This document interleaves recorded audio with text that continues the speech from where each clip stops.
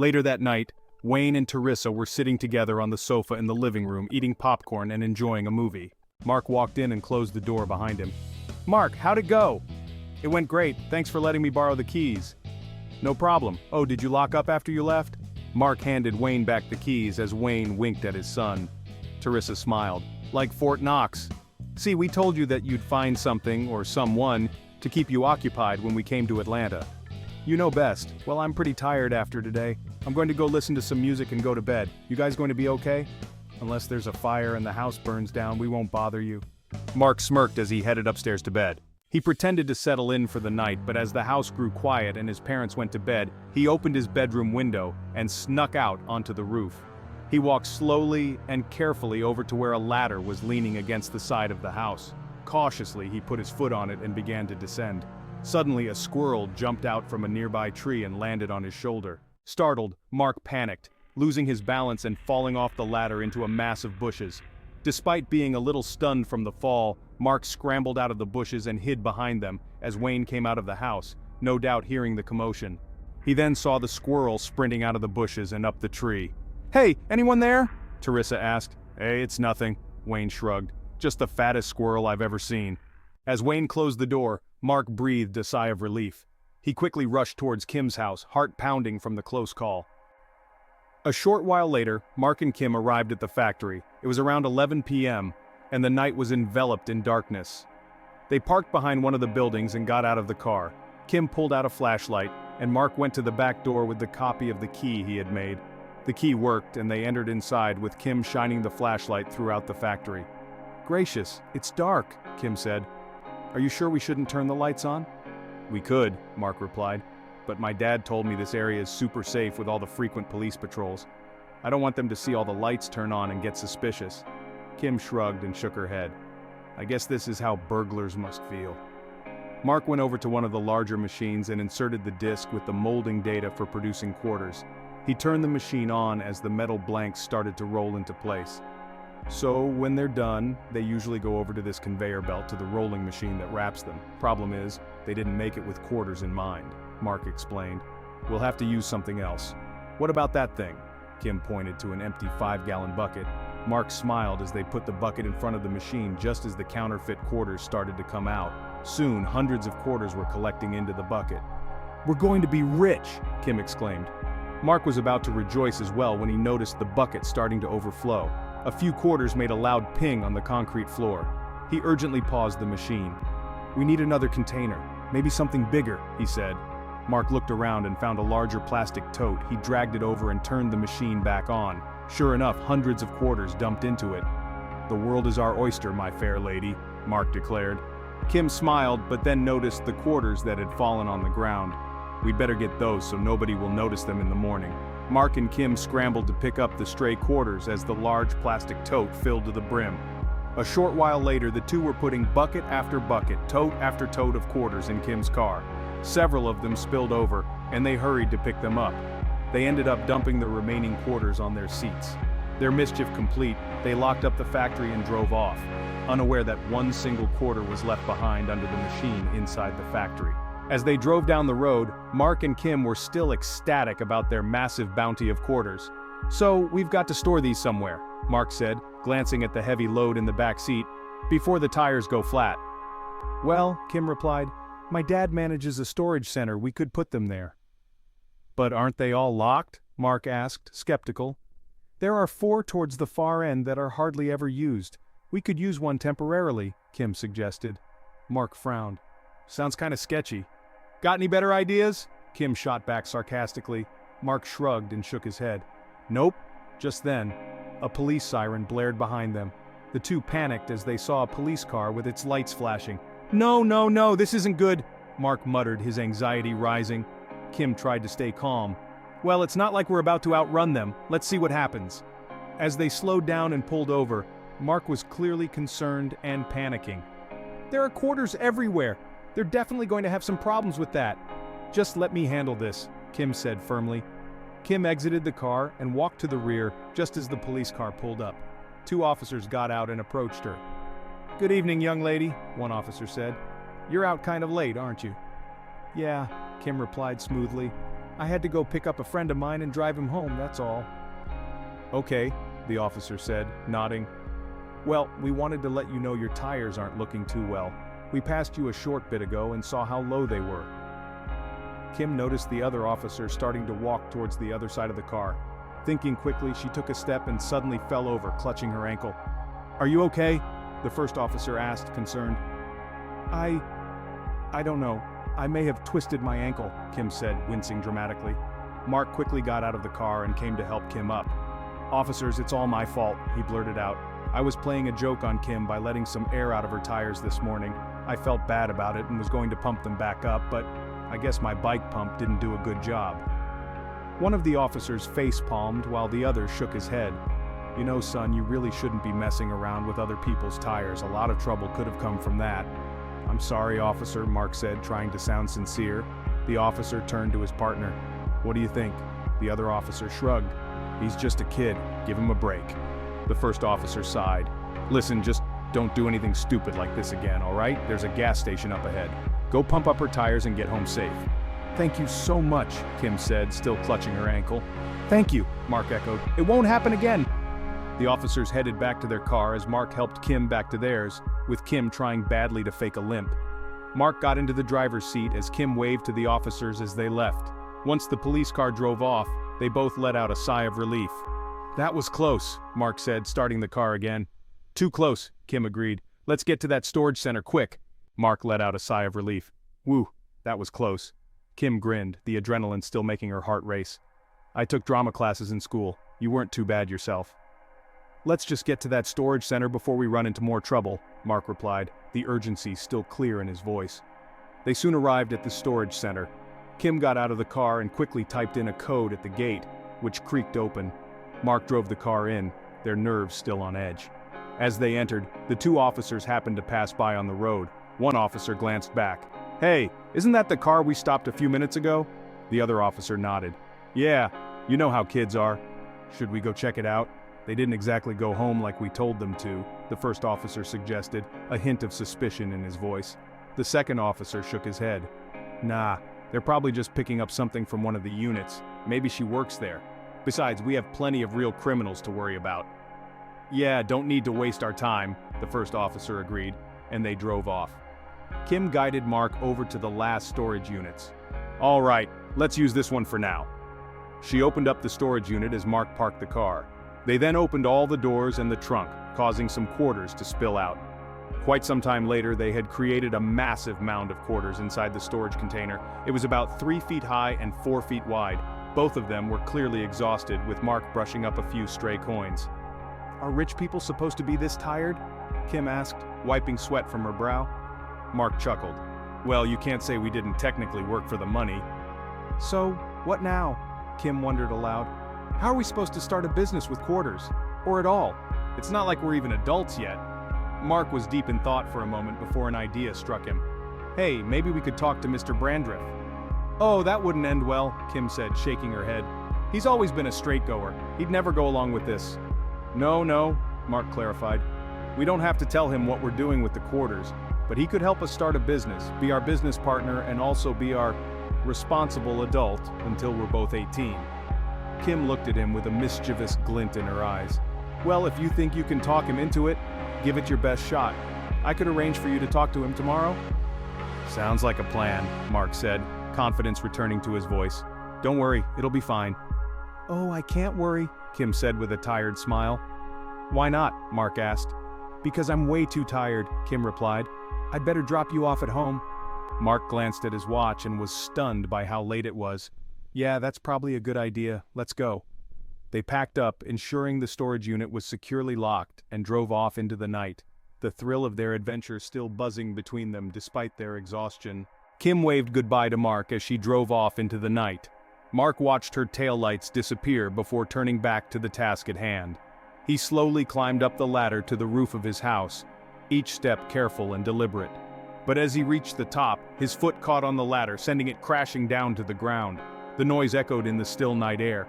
Panicking, Mark scrambled to get inside his bedroom window, hastily shutting it behind him.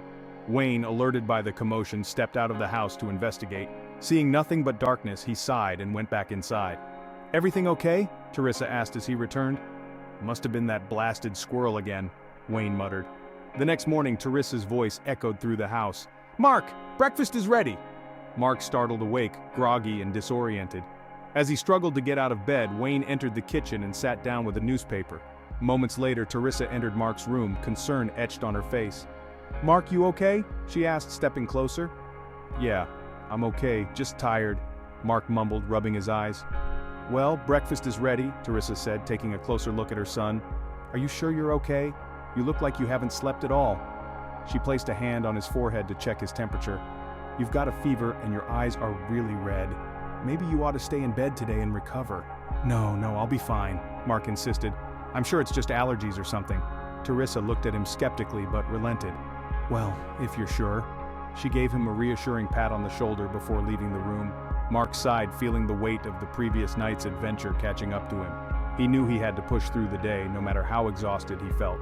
The promise he made to Kim about speaking with Mr. Brandrift loomed over him, and the idea of his new prospective fortune motivated him. Mark got off his bike and approached Kim's front door, knocking softly. Moments later, the door creaked open, revealing Kim still in her pajamas, looking as tired as he felt. Good morning. You seem just as tired as me, Mark greeted her. More so, I think, Kim replied with a weak smile. Couldn't sleep until like 6 a.m., and my mom got me up at 7:30. So, I guess becoming rich is tiring after all, Mark said with a chuckle. Kim laughed a little, her fatigue evident. Well, need to get ready to go see Mr. Brandrift today, I guess. Hey, you want me to talk to him? You look like you're about to fall down, Mark offered, noticing how exhausted she truly was. You sure? You may need me, Kim replied, her eyes heavy with sleep. I'll be fine. I've prepared a little script for him and I think it'll work out, Mark assured her with a confident smile. Kim shrugged, too tired to argue. All right then, call me and let me know how it goes. Mark nodded, giving her a reassuring glance before turning and heading for Mr. Brandrift's house. Mark knocked on Mr. Brandrift's door, feeling a mix of excitement and nervousness. When the door swung open, Mr. Brandrift greeted him cheerfully. Mark, good to see you. Come on in. Mark stepped inside, taking in the living room's cozy atmosphere. The room was adorned with old photographs, watercolor paintings, and hardwood furniture. Pictures of a happy couple and their son were prominently displayed. Mr. Brandrift settled into an old wood rocking chair, motioning for Mark to sit. So, what do I owe the pleasure of this visit? Mr. Brandrift asked, rocking gently. Mark took a deep breath. I wanted to ask about yourself, actually. Have you ever owned a business, Mr. Brandrift? Mr. Brandrift's eyes twinkled with nostalgia. Well, I can't say I have. I would have loved to, but I never had enough money to take such a risk. I've always been safe with my money, what little I earned. I worked at a gas station for a little while before I was sent off to the Navy. We sailed off to Japan. They were rebuilding at the time, and they were incredibly good at it. That's when I met my late wife, Mayano. We got married and came back to the USA. I started working at a fencing company and she did housekeeping in the area. Things were looking up. We even had a son together. Mark glanced at a photo of the three of them. You seemed really happy. We were, Mr. Brandrift said, his voice softening. But I started doing a lot more work, a lot of overtime, and I couldn't be around as much as I wanted to. A short while later, her sister passed away. I had to stay and work, so Mayano and our son took a plane to Japan to visit her family. His voice trembled and tears welled up in his eyes. They never made it. I learned the plane went down on its way to Japan. There were no survivors. Mark felt a pang of sorrow and guilt. I'm so sorry. It was the worst thing that's ever happened to me. Losing both of them at once was too much. Mark's heart ached for the old man. He was about to suggest leaving and returning another time, feeling the weight of his own intentions. But before he could speak, Mr. Brandrift continued, his voice steadying. But what's past is past, and all we have is the present. Now what can I do for you, Mark? Mark snapped out of his thoughts, refocusing on his plan. Well, I've been doing a lot of thinking over the last few days. I really want to start up a business. Soon. Mr. Brandrift chuckled. Seems like you're a little old for lemonade stands, son? I was thinking about something bigger than that. Maybe like a vending machine line. Interesting. I never thought of that. I'm sure we could find some good locations around here, seeing as we don't have a lot in this town. I think so too. I've been saving up for a few years, and I was thinking maybe we could be partners. You know, since I'm technically not old enough yet. Mr. Brandrift raised an eyebrow. Well, what about your parents? They could surely help you, especially your dad. They're very busy all the time. And I want to do this myself and prove to them I can make it on my own. Mr. Brandrift nodded, impressed. Well, I'd say you've got a good start with your mindset. Now, how much do you have to start out? I could start with $4,000. Mr. Brandrift's eyes widened in surprise. You must have saved up a lot from all your endeavors. You could say that, Mark replied, a hint of a smile playing on his lips. Mr. Brandrift thought for a moment. Tell you what, I'll get in touch with some old friends of mine and see what we can do. I'll let you know in an hour or so. Thank you, I really appreciate it, Mark said, relief washing over him. And don't worry, I'll keep this little venture between us, Mr. Brandrift assured him. Thank you. We'll make our mark on this town with this, I promise. Mr. Brandrift laughed heartily. You do have a sense of humor, son. We'll talk later today. Mark smiled as he left, feeling a surge of excitement about his new prospective partner and the venture that lay ahead. A short while later, Mark arrived back at Mr. Brandrift's house. Mr. Brandrift opened the door and welcomed him in. They settled into the living room, with Mr. Brandrift sitting across from Mark. Well, Mark, Mr. Brandrift began, I believe you're on your way to becoming a salesman of sorts. Really? Mark's eyes widened with hope. Yes, I've thought about it and discussed it with a few old friends of mine, one of whom happens to own a gas station down the road. I got the name of the company he bought his vending machines from. He has 7 slightly used machines he could sell to us for $7,000 total. Mark's excitement dimmed slightly. A little out of my budget, it seems. Mr. Brandrift smiled reassuringly. Well, there's a silver lining. See, I've never been in a business or partnership before, so here's what I suggest. We go in 50/50ths on this endeavor. You're $4,000 and I'll put in $4,000. That'll allow us to buy all 7 machines and stock them. We can then get them delivered wherever we need them to go. And presto, we're in business. Mark's face lit up with joy. That's perfect. Thank you so much. You won't regret this. I'm confident I won't, Mark. Now, when will you have the money?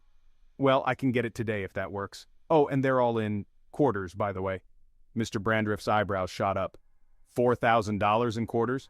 Yeah, I had it put in quarters so I wouldn't spend it too fast. Little trick my mom taught me to save money and not be tempted to spend it all. Mr. Brandrift chuckled. That should be interesting. Well, he owns a vending machine company, so I'm sure it won't be a problem for him. Awesome. I've got some things to do today, but I'll definitely get them to you in a few hours. Sounds like a plan. See you then. Mark left with a smile on his face, the weight of his upcoming task only dawning on him as he pedaled away. He suddenly realized he had $4,000 in quarters to count and organize. Without wasting any more time, he rushed over to Kim's house on his bike. Shortly after, Mark and Kim drove to the storage center with boxes of paper coin rollers in tow. As they arrived at their unit, they noticed several semi-trucks pulling in as well. Kim's face tensed with worry. Wonder what's going on, Mark mused aloud. I don't know, maybe we could ask my dad. He should be in today, Kim suggested. They got out of the car and made their way to the main office. Inside, they found Mr. Thomas working at the counter. His face lit up with a smile as they entered. Kim! Well, isn't this a pleasant surprise? And Mark, how are you? He greeted warmly. Doing all right, just enjoying a bright and sunny day, Mark replied, trying to maintain a casual tone. Hey Dad, what are all those trucks doing out there? Kim asked, her voice carrying a hint of concern. Mr. Thomas looked up from his work, his expression relaxed. Oh, a Japanese company is opening a warehouse not too far from here. They're putting some of their stuff here for the time being. Would you believe they bought out all of our empty units? Mark and Kim exchanged worried glances. Kim, struggling to keep her voice steady, spoke up. Dad, did they take the 4 on the end too? Mr. Thomas frowned slightly and checked his records. Well, let me check. I know we literally never rent those out, but... Mark and Kim's anxiety grew as they watched him, their hands growing clammy. Finally, Mr. Thomas looked up and answered, No, they just took 2 of them. They both let out a sigh of relief. Oh, okay, just curious, Kim said, trying to sound nonchalant. Looks like those others will remain orphans for the time being, Mr. Thomas added with a chuckle. Well, nice talking with you. We're going to go on a little adventure now, Kim said, eager to wrap up the conversation. Okay then, come again, Mark. If your dad ever needs to store anything, you know where to come, Mr. Thomas replied cheerfully. Mark waved as he and Kim quickly left the office. Once inside the car, Mark's urgency returned. We need to make sure they didn't get our unit. Fast! Kim nodded, her eyes wide with concern. They hurried over to the storage units, their hearts pounding with the fear that their stash of quarters might have been discovered. Kim and Mark drove to the far end of the storage units, their hearts pounding with anxiety. They spotted a semi-truck parked next to the units, a Japanese businessman deep in conversation with the driver and workers. Mark and Kim exchanged a worried glance as they saw the businessman about to open the unit where they had hidden their quarters. Just as the businessman started to open the door, one of the workers accidentally dropped a large box, which shattered with the sound of breaking glass. The distraction was perfectly timed. Mark and Kim quickly got out of the car and approached the businessman. "Hi, how are you doing?" Kim called out, trying to sound casual. "Hi," the businessman responded, clearly preoccupied. "So, you guys opening up a warehouse around here? Which units did you get?" Kim asked, feigning curiosity. 428 and 429, the businessman replied. Mark seized the moment. "So, what kinds of things do you guys sell?" he asked, trying to keep the conversation going. "Mirrors, chairs, lamps, household goods," the businessman said curtly. "Oh, nice. Looks like your movers may have dropped something," Mark said, pointing to the broken glass on the ground. The businessman's face turned red with rage. "What?" He rushed over to the movers, yelling at them in a mix of English and Japanese. While he was distracted, Mark hurriedly closed the door to their unit. Kim moved closer to the businessman just as he finished berating the workers. "Sorry to bother you, sir, but I think you were opening the wrong unit just then." The businessman looked confused. "Isn't this unit 428? "No, that's 427. It's mine, actually," Kim replied calmly. The businessman rolled his eyes and face-palmed in frustration and embarrassment. "I'm so sorry, my mistake. Don't tell anyone, okay?" Mark walked over, trying to hide his smirk. "We won't if you won't." The businessman sighed and took a $20 bill from his pocket, handing it to Kim. "My apologies." He turned back to argue with the workers over the broken item, and soon, they moved the truck to another storage unit. Relieved, Kim and Mark finally had a moment to themselves. They watched as the truck pulled away, then turned back to their unit, grateful that their stash of quarters remained safe. Mark and Kim closed the storage unit door, standing in front of the massive mound of quarters. The sight of their ill-gotten wealth piled high in the dimly lit unit was both exhilarating and overwhelming. "That was close," Kim said, letting out a breath she hadn't realized she'd been holding. "Sure was," Mark agreed. "We're going to have to find another place to hide this stuff soon." Kim nodded. "We've got time. Knowing how slow their industry is these days, they'll be back in about 6 months at least." "Yeah, we'd better get a lock for this thing too. In the meantime, we've got a lot of quarters to roll."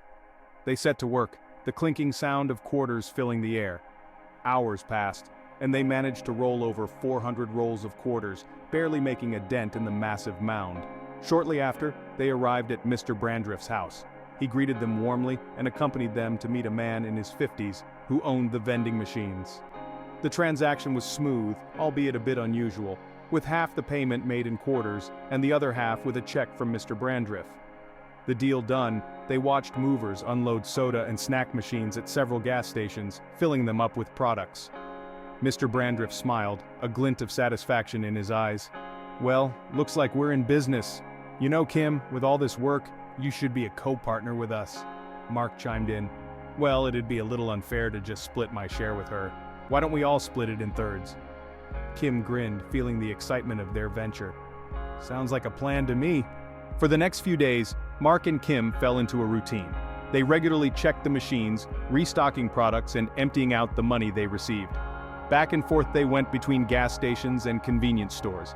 They stored additional soda and other items in the same storage unit, creating a wall of packages and cans in front of their mound of quarters. One day, Mark handed Mr. Brandrift a bag of rolled quarters $780 worth. Mr. Brandrift's eyes flashed with delight. This cycle continued for about a week. One day, Mr. Brandrift sat at the kitchen table, reviewing their records with Kim and Mark across from him. "Well, we have made $3,500 so far and we're just getting started. You're quite a genius, Mark." "I've had a lot of help, Mr. Brandrift," Mark replied modestly. "Well, if this keeps up, we'll need to open a bank account to keep up with it all. For that, we'd need a name," Mr. Brandrift mused. "What about Brandrift Vending Co.?" Kim suggested. "Oh, that's not necessary. You really shouldn't," Mr. Brandrift protested. "Actually, I like the name. Let's go with that," Mark agreed. "Well, looks like I'm outvoted. I'll go to the bank in the morning," Mr. Brandrift said with a smile. "So what do you think about keeping a small amount, like whatever the minimum is, in the bank at all times and then reinvesting the rest of the profit in some more machines? We could expand pretty quick that way, Mark proposed. My goodness, you're a shrewd businessman already, Mark. That's a splendid idea, Mr. Brandriff praised. I agree. We're going to conquer the vending world at this rate, Kim added.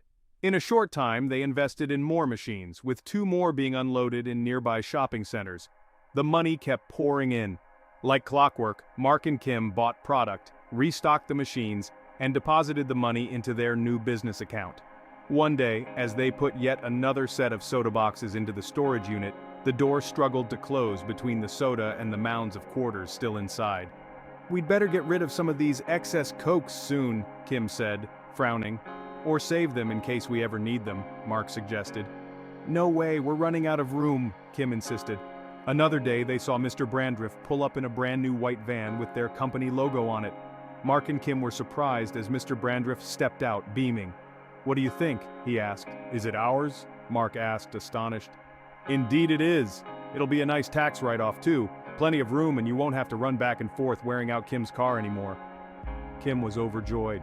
Mark smiled, seeing his vision start to unfold. A few weeks later, their small business was doing exceptionally well. Mark and Kim met with Mr. Brandriff to discuss their progress.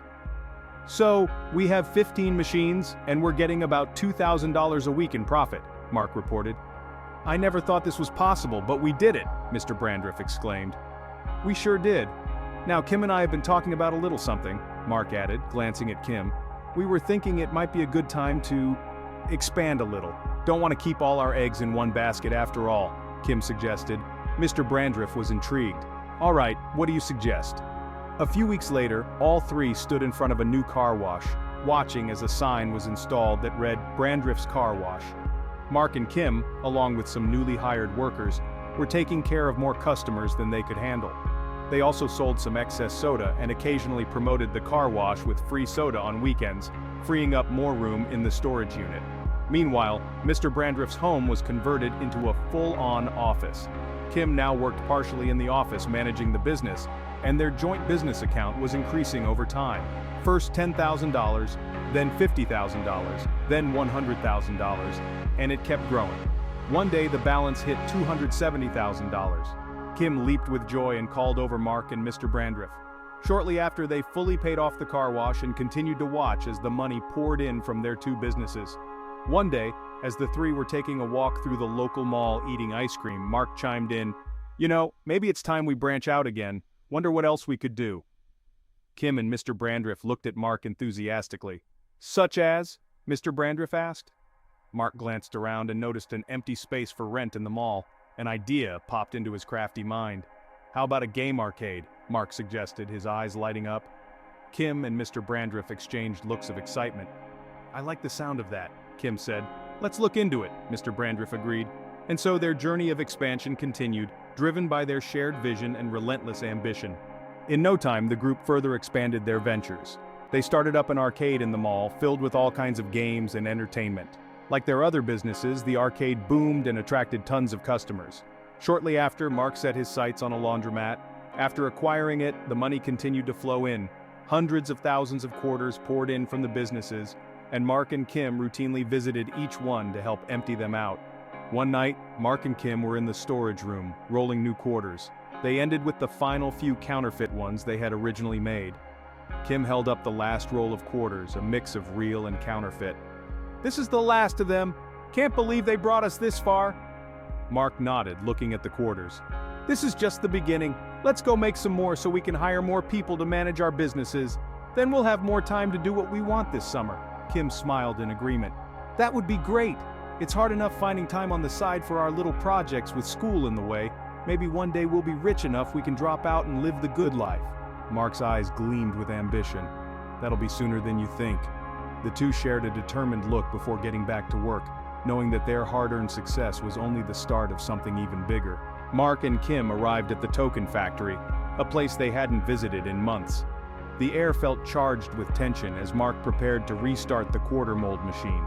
Kim voiced her concern, her eyes reflecting the flickering light of the factory. Mark, are you sure about this? We've come so far, we have money now. We don't need to do this. Mark paused, his gaze drifting to the machine. His expression softened with empathy as he turned to Kim. I'm not just doing this for us, Kim. I don't want my family to ever worry about money again. I don't want my dad to fret over losing his job. I don't want to experience poverty ever again, and I definitely don't want that for you. If one of our businesses fails, I want us to have backups, and then another backup, and another one after that. We have to keep expanding if we want to keep doing what we're doing, if we're ever going to take those trips around the world. This is what we need to do. Kim pondered his words, weighing the risks and the potential rewards. Are you with me? Mark asked, his voice tinged with determination. Kim nodded, leaning in to kiss Mark gently. Yes, I'm with you. With their resolve solidified, Mark switched on the machine. The factory hummed to life, and fraudulent quarters began to pour out into large totes. Mark skillfully maneuvered a forklift, transporting the newly minted coins to their waiting company van. The night passed in a blur of activity, their van filled to the brim with the fruits of their labor. Eventually, Mark and Kim left the factory, their footsteps echoing in the empty building. As they drove away, the flashing lights of a police car appeared in their rearview mirror. Panic surged through them momentarily. "Oh no, not again," Kim whispered, her heart racing. Fortunately, the police car overtook them and pulled over another vehicle, its lights still flashing. Mark and Kim exchanged a relieved glance before continuing to their storage unit, ready to continue their endeavors. They were hardly done yet.